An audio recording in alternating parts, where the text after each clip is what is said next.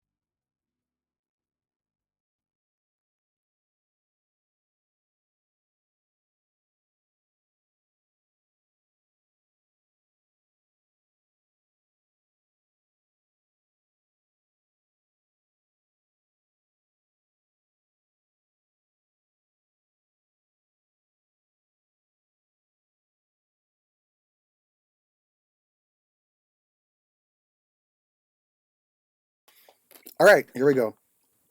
All right, let's do this. 1, 2, 3. Hey, how you doing? Welcome to Garden Fork Radio. Thanks for downloading the show.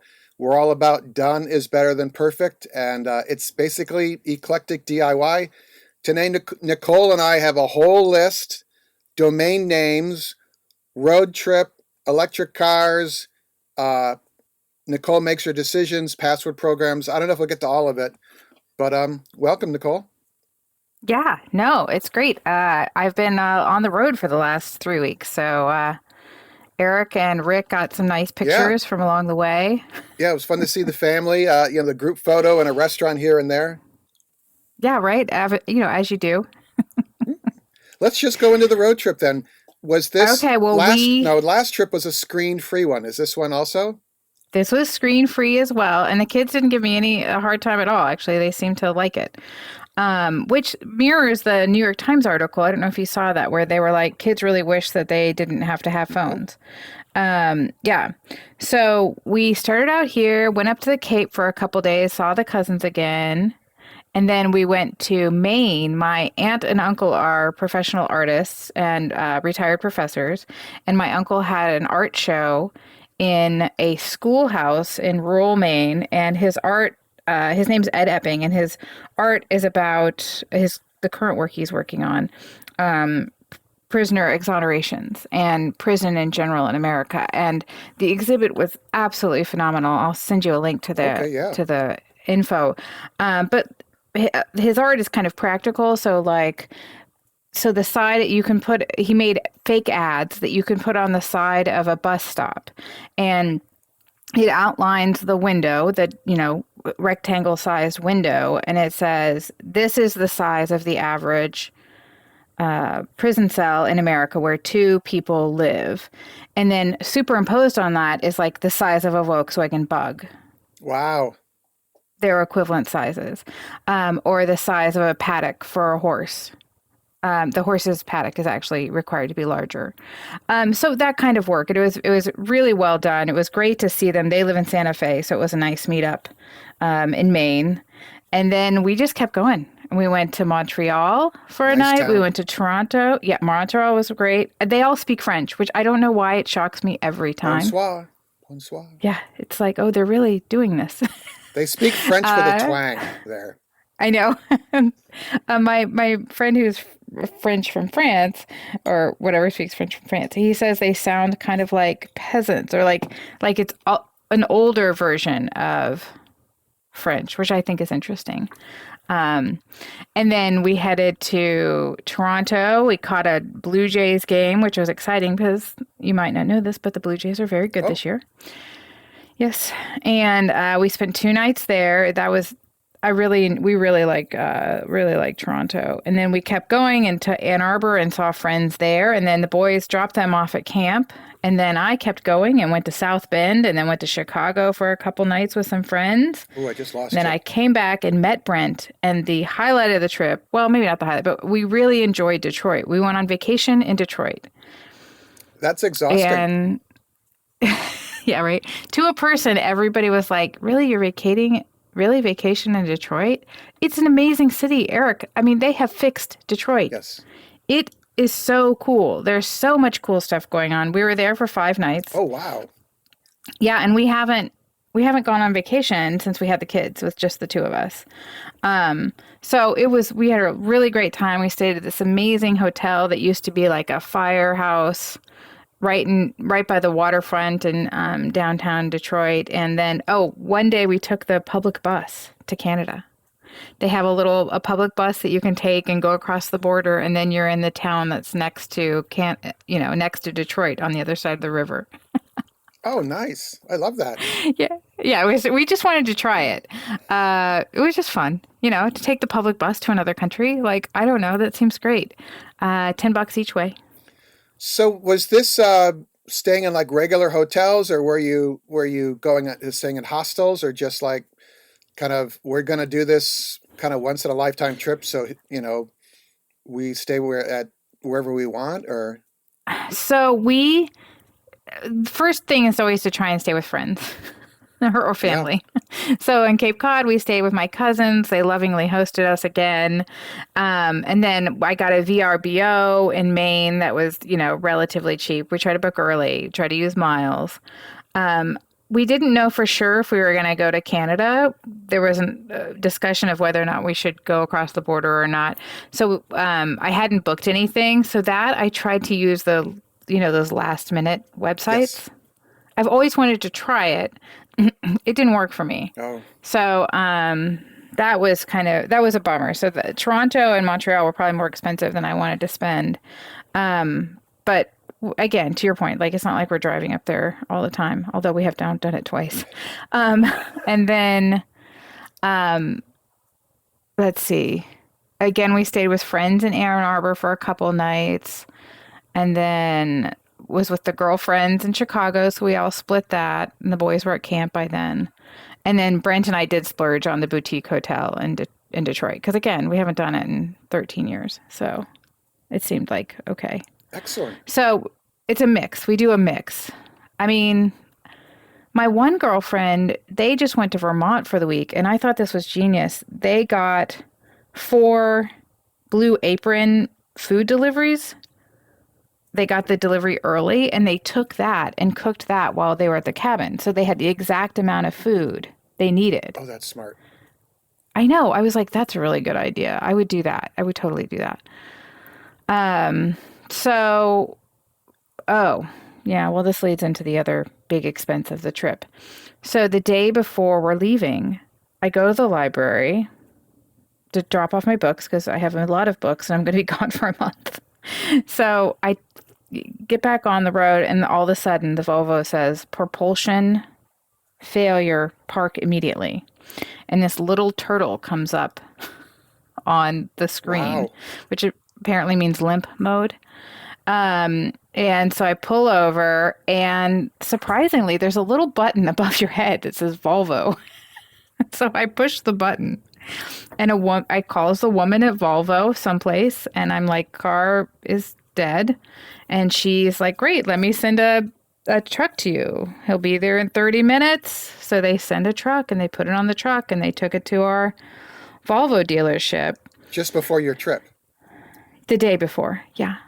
So our old car is the Toyota Highlander. It's 20 years old. I was like, I don't think that we're not taking the Highlander on a 3,000-mile trip. It probably would be fine, actually. It's a wonderful They car. last forever.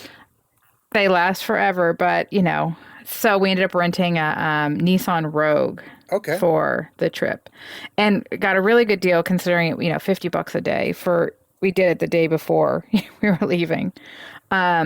But we got the Volvo back yesterday. It took them three weeks and 4 days to fix it. So what happened was the cells have individual inverters, is my Yes. understanding, and one of the inverters burned out. Yep. That's the drawback of an electric car is when it fails, it's called my car bricked. In other words, your car turns into a brick. It doesn't move. Yeah. And the depth of the institutional knowledge at your local Volvo dealership is not very deep on the electric cars because they're brand new. I'm I'm I'm not saying I'm an expert at this, but I think one mechanic from each dealership is sent to Detroit or Switzerland or whatever to get schooling on the electric car that brand has, and then they're kind of on their own. I ran into a similar thing with my Volkswagen because we're having a problem with the key fob, and they kept on thinking it was a software problem when it ended up that a mouse or rat had climbed into the front hood and ate the key fob antenna wire. That's all. Oh my But gosh. the cells do fail sometimes in the batteries, and that takes a while. You have to get the part. You have to have someone that knows how to put it back in. So that is the drawback of the electric car. The flip side of that is my electric car it's a Volkswagen ID4. It has 54,000 miles on it. Nothing has ever broke on it. I mean, the key fob thing is a rat. That's nothing Volkswagen. That's Right. New York City. And car dealers now, the installation of the wires is soy based, so rodents like to eat that. But anyway, other than that, for 54,000 miles, no brakes. I've changed the tires on it. There's no fan belt. There's so many moving parts. So yeah, there is that thing where it does break, but the majority of them do not. Yeah, the issue that they had was, and you're exactly right, they have one guy who does it, and because it was a battery issue, they had to get a different guy from Volvo to come because you had to have two techs working on it because it's so high Yep. voltage. And then yeah, and you're we didn't have any problems like that with the Leaf, and we had it for what, 3 years. So I mean, cars break, they're a mechanical item, but I'm surprised you haven't had to get new brakes. No, because I just use the regenerative braking all the time. It's because I just got it inspected recently, and I go to my regular mechanics because I have a Subaru as well, and they work on that. And they pulled it in, and they didn't even jack it up. They just looked. They put their heads behind the wheel to look at the brakes, the disc brakes, and they're like, your brake pads are fine. They stuck a new sticker on it, and it was $10 and about 10 minutes, if that. Because And go ahead. oh my, so the one thing, mine was totally under warranty, so everything was covered, but except for their car rental. But he he was, now my tire guy, because I have a tire guy, welcome to DC. He said he thinks I'm going to need two new back tires before the end of the year, and I was like, okay, that's fine. But the guy at Volvo was saying that my back tires are fine. He thinks I needed new front tires. He said they were at five, whatever they're. Their level of wear. Right. And he's like, once it gets to four, then it's dangerous. So they're kind of on the edge. Depends on, well, we don't drive that much. I mean, it's not. And I was a little sus because I don't ever buy tires at a dealership. I don't No, do know. not. Is that wrong? I was like, no, we'll head over to Costco or to Max. One or the other will get our tires taken care of for If us. you do have an electric car and you're looking at tires, do your own research. I know I sound like a conspiracy theorist, but it makes a huge difference on an electric car what tires you put on the car because of the what's called rolling resistance that each tire has, and there's a rating for that. And you want low rolling resistance tires, tires that have more rubber in them. It makes them softer and they're easier to turn on asphalt, basically. The flip side of that is the lower the rolling resistance, the faster the tires wear out. Okay. I got my second set of tires, a set of Continentals that was recommended on the ID4 discussion forum because I wanted like an all season, because there is some snow up where we go.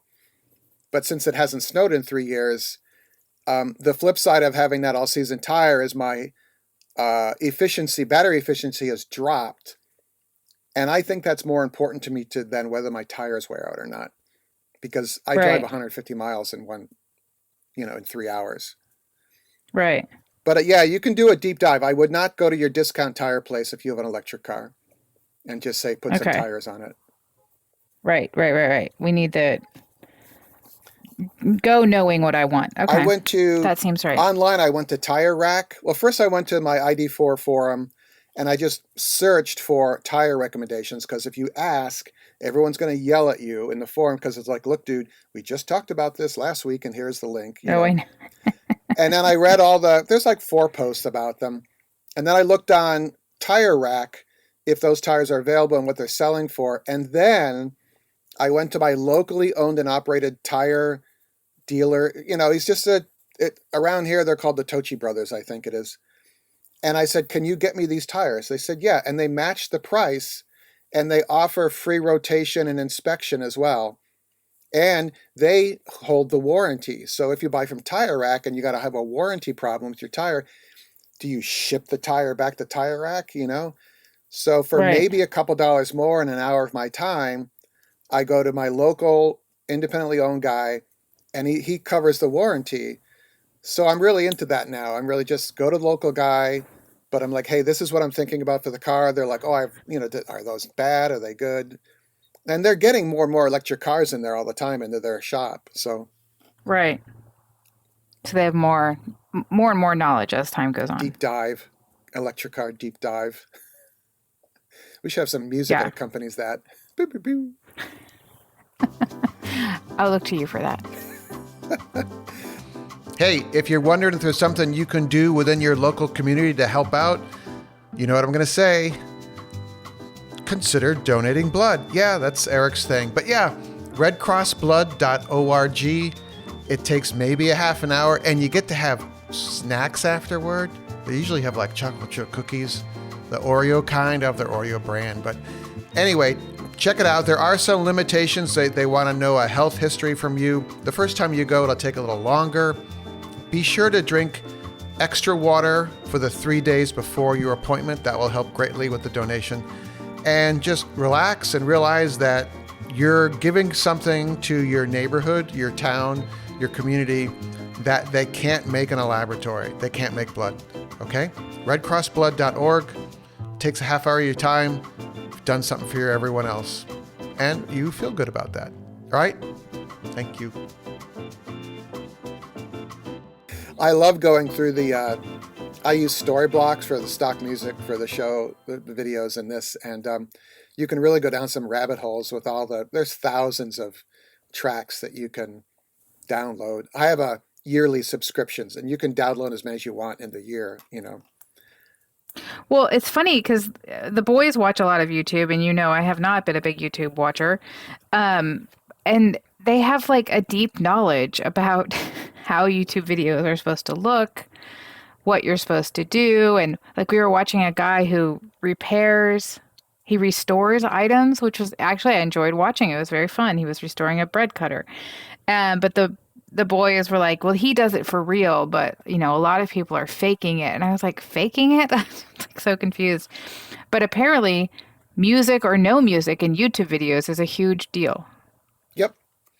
I'm using less. Oh, okay. It just because it takes longer to edit. And my head is more wrapped around either you want to watch Eric or you don't. And I like the music because I'm an artist. I have a degree in film and photography. I want it to look cool, but there's also this need for me to just get the thing out the door. And the video I'm sending out this week, I cut a tree limb with one of those hand saws. It's a double toothed chainsaw chain that's on two ropes, and you can throw it Oh, over a tree limb and cut it. And so I cut a tree limb that's 30 feet in the air. And some music with whether it's going to fall or not would be kind of fun. But I was just like, yeah, this would be fun, but it will be 2 more hours of my time. So I just put it out there now. yeah. Just keep it moving. Yep. Done is good. That's done is good. Well, that's cool. I I'm gonna go on a might go on a little vacation this fall, and I'm wondering, if I can find some budget stuff. So I'm kind of interested in. I'm not like cheap by nature, but it'd be kind of fun if we can save money. Where can I save it? So I'm gonna try and learn about that. Well, so because I had three people, that was why the last minute website didn't work, or the last minute. It's called like last minute hotels. I don't know. It's got a purple icon because they guarantee you one queen size bed. So if you were just you two going, I think it would totally work to do the last minute. Yeah, that makes sense because they have a single room, Yes, exactly. and I think double bedrooms probably rent faster than single bedrooms. Yeah. Huh. Yeah. So anyway, I'd be interested if you guys try it. Do you have any ideas of where you want to go? Yes, but I don't want to jinx it.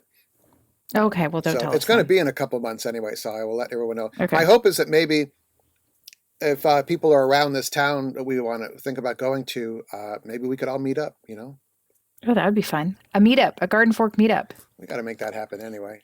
We'll just meet in another, what was that? Bass Pro Shop parking lot we met in? I love it. Well, so the boys and I were supposed to go down and see Rick this weekend, and the boys revolted. Like, we're not leaving again, Mom. And so I texted Rick and I was like, "How's your October? Oh, We can come down." He's like, "The weather's better then anyway." So well, good for him. Good for you guys. yeah, we come on down. The highway goes both Yes, ways. Come so is on. the Amtrak. Yes, the Amtrak. Well, I have one more story for today. I am finally moving the essentially the newsletter is going to become the basis of the Garden Fork website. There will no longer be interesting articles, or it's just going to be the newsletter page after page after. It's essentially a newsletter archive is what the website will be, and it's going to be on Okay. this platform called ghost.org. And so far my experience with them has been amazing. It's like Substack, but with a little more of a conscience, and their code is open source. So you can just take their software, their source code, and put it on your own server and run it and not pay them anything. I'm paying them Oh, because it's worth the $40 a month to me. And I deleted the old Garden Fork website the other day, which sits on GoDaddy and was costing probably $400 a year just to maintain. And then, it was on WordPress. So every time it's called self-hosted WordPress. And every time there's an update or one of the plugins broke, I'd have to fix it or pay the subscription on another plugin. And this is like Substack. You don't have to do any of that. And the Ghost as well. I just pay them a fixed fee, and I love it. So what's going to happen is I'm going to compose the email letter, the video update email, and then the cool stuff email that ideally comes out twice a week. Those I'll compose on the website on Ghost. If you type in gardenfork.tv, you will go to the website sitting on the Ghost server. And then once I okay. compose it as like a blog post, you just hit send, and it will email it to all your subscribers, Okay. which is brilliant, I think. I agree. I because I switched. What am I ended up using? Oh, I ended up just using my website for my writing is hosted through Yep. Squarespace. And again, it's $400 a year or something, but it looks slick and it's worked out. But they have added an email option. So I can email my photography clients on there now and, tell them what I have, sign up for your fall photos or whatever. And that's exactly what I need to do after Yeah. we're done talking. Squarespace is really good. Wix is also very good. And you might think, oh, that's kind of pricey, but just think of your time.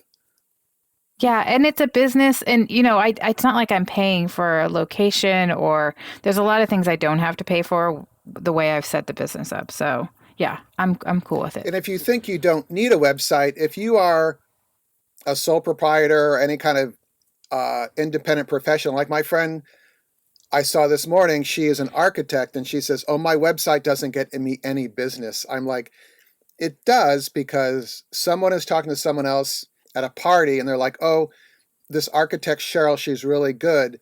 And then probably on their phone at the party, they look up, Yes. they type in her name and says, oh, she has a website. And on the website, she has pictures of her work. And then the one friend just sends the other one her phone number. It's not like contact me through the website noise, but just it's a placeholder that people on the web can see, oh, wow, look at that work. And then, oh, I already have her email address from my friend. So it's worth a couple $100 a year just to have a website with some pictures of what you do. I think it also lends legitimacy, Yep, right? yep, Like, not that of course, people can make fake websites, but there are visual cues that kind of give away whether it's real or yes. fake, even with AI. So I personally, yes, it's definitely worth it to me. So here's the cool thing about moving over to Ghost is, your website name, gardenfork.tv, is called a domain name. And that has to be hosted by a company called the Domain Name Registrar. And what they do is they are connected to the internet backbone, it's called a T3 or something like that, the big fiber optic cable that, runs through the middle of America. And don't use your backhoe near one of those. It's very bad. So that has happened. Ooh, But anyway, so your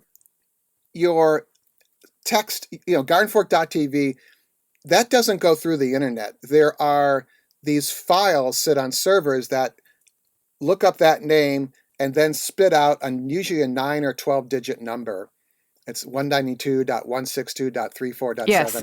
And that number goes through and points your web browser to the correct server to load the web pages for gardenfork.tv. So to make all that work with Ghost and have a viable email address as well, you can hire someone to do that, like on Upwork or something. And I'm like, well, I Okay. know how to do this. And they had a very easy how to, and I could not make it work. There's C names, there's A records, there's text records. And I start to I got a little overwhelmed. So I was like, I'm going to go back to my old newsletter service called MailerLite. And I was wondering, because I moved the domain name, did that screw that up? And I sent out a little post about what I was working on. Hey, the newsletter is going to be late. And I did a screen grab of the domain name record with the A records, text records, C name records in the newsletter. And I said, here's what's broken. Here's what I'm trying to fix. And two different Garden Fork fans, Matt in England and Jesse in the United States, emailed me almost immediately with screen grabs of what to do to fix it. Ugh, And I was I love that. so thrilled at that.